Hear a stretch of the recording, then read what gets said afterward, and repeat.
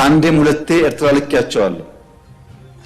የላኳቸው የትግራይን ህዝቤን አታገሷቅሉ፣ ሀብቱን አትዝረፉ፣ ጸቡ ከቲፒኤልኤፍ እንጂ ከትግራይ ህዝብ አይደለም የሚል ነው። በጣም ነው የምናመሰግነው የኤርትራ ህዝብና መንግስት ስላደረገው ነገር። የብልጽግናዎች ጠቅላይ ሚኒስትር እንኳን ከ5 ዓመታት በፊት የተናገሩትን ከ5 ደቂቃም በፊት ያሉትን የሚክዱና የሚዋሹ ናቸውና ስለዚህኛው አመላቸው ሲባል የሚባል ነገር ላይኖር ይችላል። መሐይምነትን ደራርበው ለለበሱ፣ ሐሰትን መናገር እምነት፣ ውሸትን መስማት ዕውቀት ላደረጉ፣ ይህንንም ለተላመዱ የብልጽግና ወንጌላውያንና የጎጥ ምዕመናን ሲባልም ይህንን መሟገት ላይጠቅም ይችላል። በዚህ ሁሉን ነገር መዝግቦ በሚያስቀረው በዚህ የዲጂታል ዘመን ግን ይህንን ጉዳይ በሚገባ ሰንዶ ለቀጣዩ ትውልድ ማስቀመጥ የዚህ ዘመን ኃላፊነት ይሆናል። አንድ አብይ አህመድ የተባሉ መሪ በኢትዮጵያ ውስጥ በነገሱ ጊዜ የሀገራቸውን ሕዝብ በጎረቤት ትብብር ሲጨፈጭፉ በሳንጃ ተደፍረናልና በወንድ አካል ድፈሩ እያሉ ሚሊዮኖች ላይ ሲያሰማሩ የሚለው ገለጻ ራሳቸው ያመኑት ሆኗልና የጠቅላይ ሚኒስትሩን ሐሰቶች በቀን በሰዓታትና በዕለታት ዝርዝር አድርገን እናስቀምጣለን። ይህ ዝግጅት በዚያች በአክሱም ከተማ ህዳር 18ና 19 2013 ዓ.ም የኢሳያስ አፈወርቂ ሰራዊትን ጠርተው በጽዮን ደጃፍ ላይ አብይ አህመድ ስላስጨፈጨፏቸው ወገኖች መታሰቢያ እንዲሆን ፍላጎታችን ነው። አብይ ባሳለፍነው ማክሰኞ ከኤርትራ መንግስት ጋር የተፋፋመ ጸብ ውስጥ የገባሁት የአክሱም ህዝቤን በጅምላ በመገደሉ የአድዋ ፋብሪካዬ በመነቀሉ የአዲግራትም በመሰረቁ ነው ብለዋል። የተቆራረጥነው የደቡብ አፍሪካው ስምምነት ሲፈረም ነውም ብለው ቅጥፍ አድርገዋል። ይህንን ሁሉ ውሸታቸውን ለማስተባበል እማኝ የምንጠራው የኤርትራን መንግስት ወይም ሌላን ሳይሆን ራሳቸውን ነው። እሳቸውን ብቻም ሳይሆን የራሳቸውን ጄኔራሎችና የጦር መሪዎችም ነው። አበባው ታደሰ፣ መሐመድ ተሰማ፣ መሰለ መሰረትና ብርሃኑ ጁላ ይህንን የጠቅላይ ሚኒስትሩን ንግግር ሲሰሙ የቆሙበት መሬት እንዲውጣቸው ቢመኙ ህሊና ያላቸው ሰዎች ሆኑ ነበር። አብይ ከሻቢያ ጋር የተቆራረጥኩት ለትግራይና ለህወሓት ሰላም ላመጣ ፕሪቶሪያ ስለሄድህ ነው ያሉበትን ንግግር አረርሶ ሰውዬ እንደ ዕድሜዎት መሆን ቢያቅቶ ያሉበትን ኃላፊነት ይምሰሉ ብለው ሊሟገቷቸው ይችሉም ነበር። ከፕሪቶሪያ ስምምነት በኋላ በአንድ ሰዋራ ቦታ የሻቢያ ጄኔራሎች የአብይ አህመድን ጄኔራሎች ሰብስበው ሲያነጋግሯቸውና ሲማማሉ የሚያሳየው ቪዲዮ ዛሬም እጃችን ላይ ያለና ይህንን እንደ ሹራብ ክር ተጎትቶ የሚያልቀውን የአብይ አህመድን ውሸትና የአገዛዙን ቅሌት በጥቂት ማስረጃዎች ለመጠቀም እንገለገለዋለን። እዚህ ጋር ግርም የሚል መግለጫ ደግሞ እናስታውሳችኋለን። ግንቦት 2 2013 መግለጫ የሰጡት የአብይ አህመድ ሹም በአክሱም የተገደሉት ሰዎች መገደል የነበረባቸው መሆናቸውን ገልጸዋል። ያኔ ገጥመን መስሎኝ እያሉ ላጀቧቸው መንጋዎቻቸው እንኳን ያልተጨነቁላቸው ጠቅላይ ሚኒስትሩ ትናንት በሻቢያ ተወሰዱ ያሏቸውን ፋብሪካዎች፣ ተገደሉ ያሏቸውን ሰዎች ጥር 1 2014 ግን እኔ ነኝ ያወደምኩት ብለው ሽልማት ሰጥተዋል። በዚህ ወቅት የተፈጸመን አንድ ቸርነት በላይነህ የተባሉን ጄኔራልም እናነሳለን። አብይ ግን የጋበዙት የሻቢያ ጦር ደሞዝ ከፍለውና የውጊያ ዕቅድ አውጥተው ያሰማሩት የኢሳያስ አፈወርቂ ሰራዊት የአክሱምን ወጣቶች በመደዳ ሲረሽን እሳቸው እማኝ እንደነበሩ የተገለጸበት የትናንቱ ንግግራቸው በትክክል የእምነት ክህደት ቃል ነው። በአንድ ሀገር ውስጥ ጄኖሳይድ ወይም የዘር ማጥፋት አሊያም ጅምላ ጭፍጨፋ ካልሆነም ደግሞ የጦር ወንጀል ባልታጠቁ ሰዎች ላይ ሲፈጸም ያልታደገ መንግስት ወንጀለኛ ነው የሚለውን ዓለም አቀፍ ሕግም በሚገባ መተላለፋቸውን በአደባባይ እወቁልኝ ብለው አምነዋል። ያኔም ጠቅላይ ሚኒስትሩ የኤርትራ ሰራዊት አልገባም አልገደለም ሲሉ ልክ ናቸው፣ ሻቢያ አልገባም አልገደለም እያሉ ሲደግፉ የነበሩ መንጋዎች ዛሬም የኤርትራ ሰራዊት ገብቶ ጅምላ ርሸና ሲያደርግ የተፋፋመ ጸብ ውስጥ ገባን ሲሉ ትክክል እኮ ናቸው፣ መሪያችን ለትግራይ ህዝብ ብለው ከሻቢያ ጋር ተጣሉ የሚሉትን የእውቀትና የእውነት ምንዱባን ትተን ነገሩ ግር ላላቸው ሰዎች ሲባል ግን ጥቂት ጥያቄዎችን እናስከትል። ከ5 ዓመት በፊት አክሱም ከተማ ላይ የተፈጸመውን ጭፍጨፋ ያካሄደው ሻቢያ ነው ይባል። አርባ ምንጭ ላይ የታሰሩትን ተጋሩ የጨፈጨፈው የኤርትራ ሰራዊት ነበርን? በባህር ዳር ፕሮፌሰሮችን ሳይቀር የትግራይ ተወላጆች ናችሁና ብሎ የረሸነው ሻቢያ ነበርን? የአዲግራትን ፋብሪካ የዘረፈው የአድዋን ፋብሪካም የነቀለው ኤርትራ መሆኑ እውነት ነው እንዲባል በአዲስ አበባና በሌሎች የኢትዮጵያ አካባቢዎችስ የነበሩ የትግራይ ተወላጆችን ንብረት የዘረፈው የባንክ አካውንታቸውን ዘግቶ የወሰደው የኢሳያስ ጦር ነውን? ከሲቹዌሽን ሩም እያየሁ ፈርሜ ነው የምተኩሰው እያለ ይናገር የነበረው አዲሃሎ ነው ወይስ 4 ኪሎ? መቀለን በሻሻ አደረኳት ያለውስ ኢሳያስ ነው? አብይ አንድ ሰው ሳይሞት መቀሌ ገባሁ እያለ የዋሸውስ ማን ነበር? እነዚህን ሁሉ እንተዋቸውና ሰሞኑን የተፈናቀሉ የትግራይ ሰዎች እርዳታ እንዳይደርሳቸው አድርጎ በረሃብ የፈጀው የትግራይ መንግስት ሰራተኞችን ደሞዝ በጀትና ስራ ማስኬጃ የከለከለው አውሮፕላን እንዳይበር ያገደው ሙዝና ብርቱካን ነጋዴዎችን ሳይቀር እያሳደደ በድሮን የገደለው የአብይ አህመድ እጅ ወይስ የኢሳያስ መዳፍ? የኤርትራ ሰራዊት ትግራይ ውስጥ አልገባም ያለውስ አብይ፣ ዳንኤል ክብረትና ዛዲግ ወይስ እነ የማነ ገብረ መስቀል? በኦህዴድ ግብዣ ሻቢያ ገብቶ የፈጸመውን 4 ኪሎና አዲሃሎ ተጠራርተው ያደረጉትን ያንን ወንጀል እንተውና ይህ ሁሉ ይቅር። በአማራ ክልል በአብያተ ክርስቲያናትና በገበያ ላይ ህዝብን በድሮን የጨፈጨፈው፣ በፍኖተ ሰላም ገበያ ላይ አከታትሎ የገደለው፣ ሰዎችን በማንነታቸው እየመረጠ የረሸነው፣ በኦሮሚያ እንደ ዲያቆን አማኑኤልና እንደ በቴ ኡርጌሳ የሚያደርገው የኤርትራ ጦር ነው ወይ የሚሉትን ጥያቄዎች ነገሩ ግራ ለሚገባቸው የአብይ አህመድ ሴራና ስራ ዛሬም ላልተገለጠላቸው ሰዎች ጣል እናድርግና ጠቅላይ ሚኒስትሩ ለምን አማራና ትግራይንና ኤርትራን ማጋጨትና ማገጫጨት አስፈልጋቸው የሚለውን እንዲሁ እያሰላስልን እንቀጥል። በአክሱም የሆነውን ቀንና ሰዓት፣ ዕለትና ሁኔታ በዝርዝር የምንመለከት ዘንድ በአክሱማውያን ከተማ በጽዮን ደጃፍ ላይ የፈሰሰው የሕፃናትና ታዳጊዎች የእናቶችና ወጣቶች ደም ከ5 ዓመታት በኋላ በአብይ አህመድ አንደበት በኩል መጮህ ጀምሯልና እሱን እናስታውስ። በመጀመሪያ መንግስታዊው ፋና ቴሌቪዥን አክሱም ከተማን ብልጽግና ተቆጣጠርኩ ያለው መቼ ነበር ለሚለው ምላሽ ይስጠን። ዛሬ ህዳር 11 2013 የመከላከያ ሰራዊታችን አክሱምን፣ አድዋንና የአዲግራት ዙሪያ ተቆጣጥሯል። በዚህ የፋና ቴሌቪዥን የሰበር ዜና ላይ የቀረበው መረጃ እንደሚያመለክተው መከላከያ አክሱምን የተቆጣጠረው ህዳር 11 2013 ዓ.ም ነበር። ጠቅላይ ሚኒስትሩ ከሻቢያ ጋር ጸብ አፋፋምን እያሉ የተናገሩበት የአክሱም ጭፍጨፋ የተፈጸመው መቼ ነው የሚለውን እንመልከት። ከሻቢያ በፊት ሰላማዊ ሰዎችን መግደል የጀመረው የአብይ አህመድ ጦር መሆኑን በወቅቱ ገልጸው የነበሩት ደግሞ የፍትህ ሚኒስትር ዴኤታ የነበሩት ፈቃዱ ጸጋ ናቸው። እሳቸው ቀኑን ይነግሩናል። በእኛ ምርመራ ሂደት የፌዴራል መከላከያ ሰራዊት ህዳር 10 ቀን 2013 ዓ.ም ከተማውን ከተቆጣጠረበት እስከ ለተጨማሪ ግዳጅ የወጣበት ህዳር 18 ቀን በመከላከያ ሰራዊቱ የተነሳ በሲቪል ላይ የደረሰው ሞት 6 መሆኑን አረጋግጠናል። ይህንን ልብ እንበል። መከላከያ አክሱም ከተማ እንደገባ በነፋና የተገለጸው ህዳር 11 ቢሆንም እያንዳንዱ ትግራዋይ ጁንታ ነው የሚል አቋም ኖሮት ዘመቻ ላይ የነበረው መከላከያ 6 የአክሱም ሲቪሊያንን ብቻ ነው የገደለው የሚለውን እንዳለ እንቀበለውና ጠቅላይ አቃቢ ህግ ይህንን ሲናገር ጠቅላይ ሚኒስትሩ ምን ሲሉ ነበር የሚለውን እናስታውስ። አንድም ሲቪል ሳንገድል መቀሌ ገባን በማለት ከዘረዘሯቸው ከተሞች አንዷ አክሱም ነበረች።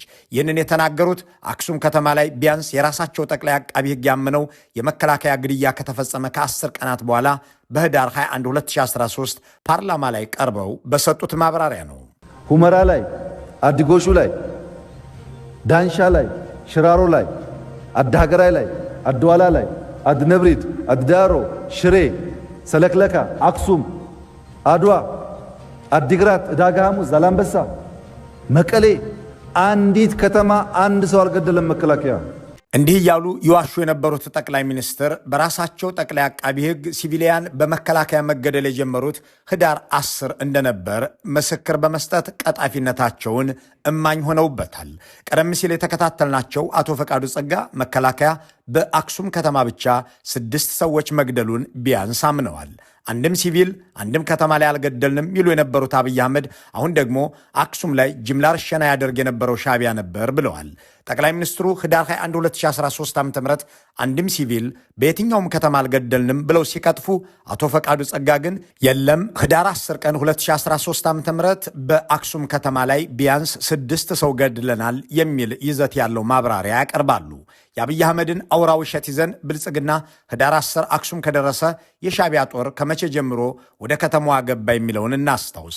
ይህንን የሚነግሩን 3 ልጆቻቸው የተገደሉባቸው አባት ናቸው። ህዳር 19 በአድዋ አድርገው ሰዎችን እየገደሉ የመጡ የሻቢያ ወታደሮች አክሱም ደረሱ። ከዛ የኔ ልጆች 3ቱም ከቤት በማስወጣት 3ቱንም እዚህ ቦታ ላይ ገደሏቸው። እንዲህ ያለ ጅምላ ርሸና የተፈጸመው የኒህ አባትን ልጆች ጨምሮ 1000 ሰዎች የተጨፈጨፉት ህዳር 19 ብቻ ሳይሆን ህዳር 10ም ብቻ ሳይሆን ህዳር 18ም እንደነበር አምነስቲ ኢንተርናሽናልና የአክሱም ከተማ ነዋሪዎች ተናግረዋል። ቢያንስ 1000 ሰዎች በሻቢያ መጨፍጨፋቸውን የሚያጋለጠው ይኸው ዓለም አቀፍ ተቋም ሲሆን በወቅቱ ግን ጠቅላይ ሚኒስትሩ ጁንታው በአምነስቲ ውስጥ የሰገሰጋቸው ሰዎች የተናገሩት ውሸት ነው በማለት ሲያጣጥሉ እንደነበር ብዙዎች አይዘነጉትም። አብይ አህመድ የኤርትራ ሰራዊት ወጣቶችን በአክሱም ሲረሽን ከሻቢያ ጋር ጸባችን ተፋፋመ ሲሉ ትናንት ቢዋሹም ያኔ ግን የሻቢያ ጦር ያንን ጭፍጨፋ መፈጸሙን የሚናገሩን ሰዎች ያሳስሩ እንደነበር አይዘነጋም። የመብት ድርጅቶችን መኮንናቸውም ይታወሳል። በአክሱም የተገደሉትም ትናንት እንደተናገሩት ሲቪል ሳይሆኑ ዩኒፎርም ያለበሱ ጁንታዎችና ታጣቂዎች እንደነበሩ፣ የተገደሉትም 93 እንጂ 1000 እንዳልሆኑ፣ ደግሞም ውጊያ የከፈቱና ተታኩሰው የተገደሉ መሆናቸውን አቶ ፈቃዱ አብራርተዋል። ምክትል ጠቅላይ አቃቢ ሕጉ በፋና ቴሌቪዥን ባስነገሩትና ራሳቸውን በተናገሩት ንግግር 1500 ሰዎች በአክሱም ከተማ የቀድሞ ከንቲባ ተደራጅተው የታጠቁ ደግሞም አርፎ በተቀመጠ የኤርትራ ሰራዊት ላይ ተኩስ የከፈቱ በመሆናቸው 93ቱ ተገድለዋል ብለዋል። የቴሌቪዥኑን ዘጋቢና የእሳቸውን ንግግር በተከታታይ እንመልከተው።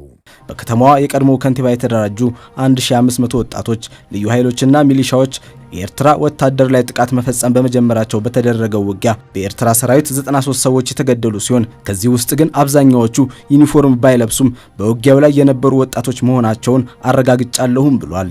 1500ዎቹ ስልጣን ያን ቀን ተኩስ ወስዶ የነበሩ ወጣቶች የልዩ ኃይል አባላት እና ሚሊሻ ከአዴት የመጡት ጨምሮ ተደራጅቶ ተራራማ ቦታ ላይ ሰፍሮ የነበረው የኤርትራ ሰራዊት ላይ ጥቃት መክፈታቸውን እስከ ቀኑ 8 ሰዓት ከፍተኛ ውጊያ ሲደረግ የነበረ መሆኑን ወደ 8 ሰዓት አካባቢ ተጨማሪ ኃይል ለኤርትራ ሰራዊት ደርሶለት ይሄ የህዋት ቡድን ወደ ከተማ ማፈግፈጉንና በዚህ ውስጥ ሲሳተፉ የነበሩ ወጣቶች ህይወት መቀጠፉን አብዛኛው በጦርነቱ ላይ የተሳተፈ ቢሆንም ዩኒፎርም ያለበሰ እንደ ሲቪል ሲንቀሳቀስ የነበረ መሆኑ የአቶ ፈቃዱ ጸጋ አገላለጽ የኤርትራ ሰራዊት ራሱን ለመከላከል ሲል መዋጋቱን ይህንንም አድርጎ 90 ሰዎች መገደላቸውን ከእነዚህም ውስጥ አብዛኞቹ ሲቪል የለበሱ ታጣቂዎች መሆናቸውን ሲያብራሩ የሻቢያ ጦር የገደላቸውን ሰዎች ቁጥር መቀሸባቸው ሳይበቃ ግድያው ተገቢ እንደነበር ለማብራራት ሞክረዋል። ይህንን ደግሞ ፊልድ ማርሻል ብርሃኑ ጁላ ባለፈው ዓመት ደግመውታል። የኤርትራ ሰራዊት በአክሱም ከተማ ሲያልፍ ህወሓት ትንኮሳ ከፍቶበት ሻቢያ ራሱን ለመከላከል ብሎ እከሌ ከከሌ ሳይል እርምጃ ወስዷል ይላሉ። ሰራዊቱ በዛ ሲያልፍ የሻቢያ ተኩስ ከፈተባቸው። ምን አድርጎ ከተማ ውስጥ ሚሊሻ ምናምን የታጠቀ ምናምን ሰክስጎ ማለት ነው። ልክ እንደ ደፈጣ አይነት ማለት ነው። ይሄን ያደረገው ደግሞ ከተማ ውስጥ እነሱ ደግሞ ለመከላከል ብለው እከሌ ከከሌ አለዩ እርምጃ ወስደዋል። በሰላም የሚሄድ ሰራዊት ላይ ታጣቂ አደራጅተ ከተማ ውስጥ ሳክስገ አስገብተ ተኩስ ከከፈትክ ምን ያርግ ታዲያ? ሰራዊቱ ራሱን መከላከል አለበት። እንኳን የተለያዩ ሰዎች የሚያወሩትን ይቅርና የአንድ ሰው ንግግርንም በትኩረትና በወጥነት መድገም የማይችሉት የኦህዴድ ብልጽግናዎች አንዱ ተራራ ላይ ተቀምጦ ተተኮሰበት ሲል፣ ሌላኛው ደግሞ በከተማዋ ሲያልፍ ሻቢያ ተተነኮሰ ብሎ ሲናገር፣ አንዱ በአብዛኛው የታጠቀ ኃይል ገደለ ብሎ ሲያብራራ፣ ሌላኛው ደግሞ እከሌ ከከሌ ሳይሉ ገደሉ ብለው ብዛቱን ሲገልጽ ያለበትን ነጥብ አልፈነው አንድ ጉዳይ ላይ እናተኩር። እሱም ጠቅላይ አቃቢ ሕግም ሆኑ መከላከያው ሻቢያን ያንን የአክሱም ጭፍጨፋ የፈጸመው ራሱን ለመከላከል ሲል ነው የሚል ነው። እናም በወቅቱ እንደ ተገቢ ነገር የተወሰደ እንጂ እንኳን የተፋፋመ ጸብ ሊያዋልድ ይቅርና ራስን ለመከላከል የተፈጸመ እርምጃ ተደርጎ የሚቆጠር ሆኗል። ትናንት ግን አብይ አህመድ ይህንን ሁሉ የሚያስታውስባቸው የሌለ መስሏቸው በአክሱም ከተማ ሻቢያ ወጣቶችን ሲረሽን የተፋፋመ ጸብ ውስጥ ገባን በማለት ቅጥፍ ያደርጋሉ። አክሱም ገብቶ ወጣቶች በጅምላ ሲረሽን ጸብ ተፋፍሟል። ይህንን ውሸታቸውን የሚገላልጠው ሌላኛውን ቅጥፈታቸውን እንመልከት። የአክሱም ጭፍጨፋ ህዳር 18 እና ህዳር 19 2013 ከተካሄደ ከ12 ቀናት በኋላ ታህሳስ 1 2013 ዓ.ም ጠቅላይ ሚኒስትር አብይ ለተባበሩት መንግስታት ዋና ጸሐፊ አንቶኒዮ ጉተሬሽ ደውለው የኤርትራ ሰራዊት በኢትዮጵያ ግዛት ውስጥ በፍጹም አልገባም ብለዋቸዋል። ይህንንም ያሉት ራሳቸው ጉተሬሽ ናቸው።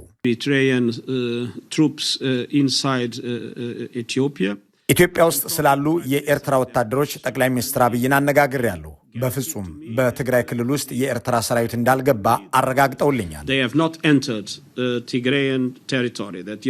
የአክሱምን ወጣቶች ሲረሽኑ የተፋፋመ ጸብ ውስጥ ገባን የሚሉት አብይ አህመድ ያኔ ግን የኤርትራ ሰራዊት አልገባም እያሉ ለዓለም መንግስታት ሁሉ ይናገሩ የነበሩት ጭፍጨፋው ከተፈጸመ ከ12 ቀናት በኋላ ነው። ሻቢያ ሳይገባ ጨፈጨፈ እያሉ ነው። አሁን ደግሞ የጠቅላይ ሚኒስትሩ ውሸቶች ቀጥለው ከሻቢያ ጋር ጸባችን የተጋጋለው የአድዋን ፋብሪካዎች ሲፈታታ ነው በማለት እናዳምጣቸዋለን።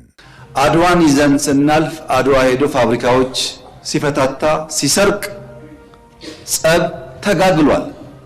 የአድዋን ፋብሪካዎች አትስረቅ በሚል ሲሟገቱ እንዲህ ያለው ቅጥፈታቸው የሚጋለጠው ደግሞ በራሳቸው ንግግርና ድርጊት ነው። ከትናንቱ የማራቶን ውሸቶቻቸው መረዳት የተቻለው አብይ አህመድ ከሻቢያ አመራር ጋር የተጣሉት ለትግራይ ህዝብ ብለው እንደሆነ በተለይም አክሱም ላይ ጭፍጨፋ፣ አድዋ ላይ ዘረፋ በተፈጸመ ጊዜ መሆኑን ቀደም ሲል በተከታተልነው የፋና ዘገባና የአቶ ፍቃዱ ጸጋ ማብራሪያ ላይ ደግሞ መከላከያ አክሱምንና አድዋን የተቆጣጠረው ህዳር 10ና 11 2013 ዓ.ም ነው። እሳቸው ግን ህዳር 21 2013 ዓ.ም በፓርላማ ባደረጉት ንግግር የኤርትራ ሰራዊት አልገባም፣ የኤርትራን ሰራዊት ልብስ ለብሰን የተዋጋ ነው እኛንን፣ የኤርትራ ህዝብ አልብሶናል፣ አብልቶናል፣ ስላደረገልን ነገር እናመሰግነዋለን ብለዋል። ጁንታው የተከበረውን የኢትዮጵያ መከላከያ ሰራዊት አዋርዶ ራቁቱን ኤርትራ ሲልከው የኤርትራ ህዝብ አለበሰው። የኤርትራ ህዝብ ውሃ ጠጣው፣ አበላው፣ አስታጠቀው። ይሄን የኢትዮጵያ ህዝብ ማወቅም ማክበርም አለበት። የኤርትራ ህዝብ ወንድም ህዝብ ብቻ ሳይሆን የቁርጥ ቀን ዘመድ መሆኑን በተግባር አሳይቶናል። በነገራችን ላይ ኦፕሬሽን ተካሂዶ በየቦታው ያገኘናቸው እስር ቤት ያገኘናቸው ምናምን ያገኘናቸው ሰዎች እኮ ጠውልገዋል። በ10 ቀን ውስጥ ጠውልገዋል። ወደ ኤርትራ የወጡት ግን በ2-3 ቀን ውስጥ በርትተው ተዋግተው አሸንፈዋል። ያስራበን የኛ ነው፣ ያስጠማን የኛ ነው። ራቁታቸውን የሄዱ ሰዎች የኤርትራ ልብስ ለብሰው መጥተዋል። ለዚህ ነው ኤርትራ ወጋን የሚሉት። እንግዲህ ራቁት አንዋጋም መቼም። እንዲህ ያለ ግትልትል ቅጥፈት የሚያዘንቡትን ጠቅላይ ሚኒስትር መሪዬ ናቸው የሚል ምዕመን ምናልባትም ጤናው የታወከ አሊያም ውሸትን ቀለቡ ያደረገ ነው የሚለውን ጉዳይ ትተነው ወደ ድርጊታቸው እንመለስ። እሳቸው ከሻቢያ ጋር የተጋጋለ ጸብ ውስጥ ገባሁ የሚሉት የአድዋ ፋብሪካዎች ሲነቀሉ መሆኑን ቀጥለዋል። ይሁን እንጂ እንደ አልመዳ ያሉ የአድዋን ፋብሪካዎች ተመላልሰው በአውሮፕላን ላወደሙት ፓይለት ሽልማት የሰጡት አሜሪካዊቷን ሚስታቸው ዝናሽ ታያቸውን ከጎናቸው አስቀምጠው የፓይለቱንም ድርጊት በጀግንነት ገልጸው ነው። በጥር 1 2014 በአዲስ አበባ በተካሄደው የሽልማት ስነ ስርዓት የአልመዳ ጨርቃጨርቅ ፋብሪካን በማውደም ሽልማት ያገኙት ጄኔራል እንዲህ የሚሉ ውዳሴ ተሰጥቷቸው ነበር። የጁንታው ኃይል የተለያዩ ወታደራዊ አልባሳትን እያመረተ ለእኩይ ተግባሩ ይጠቀምበት የነበረን አልመዳ ጨርቃጨርቅና ጋርመንት ፋብሪካ አድዋ ድረስ በመሄድ ከጥቅም ውጪ ያደረጉ ናቸው። እንዲህ ከሚስታቸው ጋር ቁጭ ብለው ያሰጡት ሽልማት አያሌ ዜጎች የተገደሉበት፣ የአገር ሀብት በአየር ድብደባ የወደመበት ነው። በነገራችን ላይ የአድዋ ጨርቃጨርቅ ፋብሪካን ያወደሙት ፓይለት የባህር ዳር አየር ምድብ አዛዥ የሆኑትና በዚሁ ተግባራቸው የተሸለሙት ቸርነት መንገሻ ናቸው። የአልመዳ ጨርቃጨርቅ ፋብሪካን ሲነቃቅል ከሻቢያ ጋር የተጋጋለ ጸብ ውስጥ ገባሁ የሚሉት አብይ ያንን የአየር ድብደባ የፈጸሙትን ቸርነት መንገሻን ግን ብርጋዴር ጄኔራል አድርገው ማዕረግ አጥልቀውላቸዋል። ሻቢያን ጠርተው ደሞዝ ከፍለው ሳዋ ድረስ ሄደው የኤርትራን ጦር አስመርቀው ከኢሳያስ አፈወርቂ ጋር የጦር ዕቅድ አውጥተው የኢትዮጵያን አየር ኃይልና የመከላከያ መሠረተ ልማት እየተዘዋወሩ ጎብኝተው በጋራ አቅደው የፈጸሙትን የዘር ማጥፋት ለማለባበስ ለትግራይ ሕዝብ ስል ከሻቢያ ጋር ተጣላሁ እያሉ ያሉት አብይ የደቡብ አፍሪካውን ስምምነትም ያነሱታል። የፕሪቶሪያ ስምምነት ሲፈረም እንዴት ቲፒኤልኤፍ ሳይጠፋ እንዴት ትግራይ ሳይወድም ፊርማ ይደረጋል በሚል ነው የመጨረሻ ጫፍ የደረሰው ጸቡ። እንዲህ ብለው ሲናገሩ የራሳቸውን ጄኔራሎች በሻቢያ ኮሎኔሎች እያስመሩ ኢትዮጵያን ያስወጉ አይመስሉም። ጠቅላይ ሚኒስትሩ እንዲህ ባለ መልኩ ቅጥፍ ያደረጉትን ጉዳይ ግን የሰላም ስምምነቱ የድላችን ውጤት ነው እያሉ እነ ጄኔራል አበባው እነ ጄኔራል መሰለ ከሻቢያ ብጤዎቻቸው ከነ ኢዮብ ፍስሐዬ ጋር የዘከሩት የፕሪቶሪያ ውል በተፈረመ በጥቂት ቀናት ውስጥ በዚያው በትግራይ ክልል ባዘጋጁት ድግስ ነው። ወያኔ የፈረመው ፊርማ ትጥቁ ለመፍታት ምናልባት ትጥቅ መፍታት አሁን እንደገና ተመልሶ እኛ በጅግንነታችን ነው ትጥቃችን ልንፈታ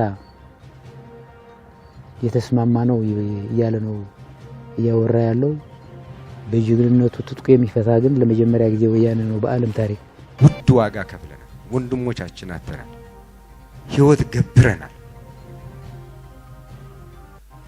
ደም ከፍለን ያመጣነው ሰላም በጋራ ዘምተን በጋራ ድል አምጥተን ወያኔን የሰላም ስምምነት እንዲፈርም አስገደድ ነው የሚሉትን እነዚህን ሰዎች ያሰማሩት አብይ አህመድ ናቸው። እንግዲህ ለትግራይ ህዝብ ስል ከሻቢያ ጋር እስከ ፕሪቶሪያ ስምምነት ድረስ ተጣላሁ ብለው ቅጥፍ የሚያደርጉት የሻቢያና የአብይ አህመድ ጄኔራሎች ግን የሚናገሩትን ሲቀጥሉ፣ አበባው ሲያመሰግኑ፣ የኤርትራ ሰዎች ሲኮራሩ ካሜራና ታሪክ መዝግቧቸዋል። ለመጀመሪያ ነው ከጎረቤት ሀገር ሰራዊትና መረር ጋር በጋራ በአንድ ኮማንድ ፖስት ሆነን ስንመራ ሁለታችን አብረን ሆነን በወያኔ ደመሰስን።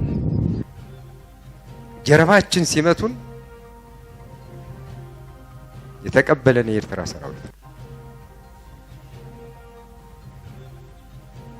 መጠለያ የሰጠን እሱ መጠለያ ብቻ ለሚሰጠን አብሮ ነው የዘመተው። አብረን ነው የተዋጋ ነው። አንድ ጉድጓድ ነው የተቀበርነው። ይሄንን ባጥንት በደንብ የተገነባ እንደማያዋጣቸው ስለማያውቁ ነው ይሄንን ለመነጠል የሚፈልጉት። ምክትል ኢታማዦር ሹማቸው አብረን ነው የዘመትነው እያሉ የተናገሩት መሐመድ ተሰማ ከጎረቤት ሰራዊት ጋር ሆኜ በአንድ እዝ ስር ስሰማራ የመጀመሪያ ነው እያሉ የተናገሩት፣ የኤርትራውም ጄኔራል በጋራ መዋጋታችን ማብራሪያ አይፈልግም እያሉ የተናገሩት ከፕሪቶሪያ የሰላም ስምምነት በኋላ ነው። ትናንት በፓርላማ ባደረጉት ንግግር ግን የፕሪቶሪያን የሰላም ስምምነት በመፈረሜ ሻቢያ ተጣላኝ ሲሉ ተደምጠዋል። የአብይ አህመድ ቅጥፈትና ወንጀል በራሳቸው አንደበትና በራሳቸው ጄኔራሎች ሲመሰከር ይህንን ይመስላል። በኢትዮጵያ ታሪክ ለመጀመሪያ ጊዜ በጎረቤት ሀገር ጦር የራሱን ህዝብ የወጋና የጨፈጨፈ አቅመቢስ መሪ፣ ፋብሪካ እየነቀለ ያስወሰደ ኑ ህዝቤን ውጉት ብሎ የጠራ የአገር መሪ አብይ አህመድ አሊ የተባሉ ሰው መሆናቸውን ታሪክ በሚገባ በደማቁ መዝግቧል። ታሪክ እንዲህ ሲመዘግብ ህግ ደግሞ በአገር ክህደት፣ በጄኖሳይድ፣ በጦር ወንጀልና በመሰል ጥፋቶች ምናልባትም ስቅላትን ሊፈርድ ይችላል። መልካሙን ሁሉ በመመኘት በዚሁ እንሰናበታለን።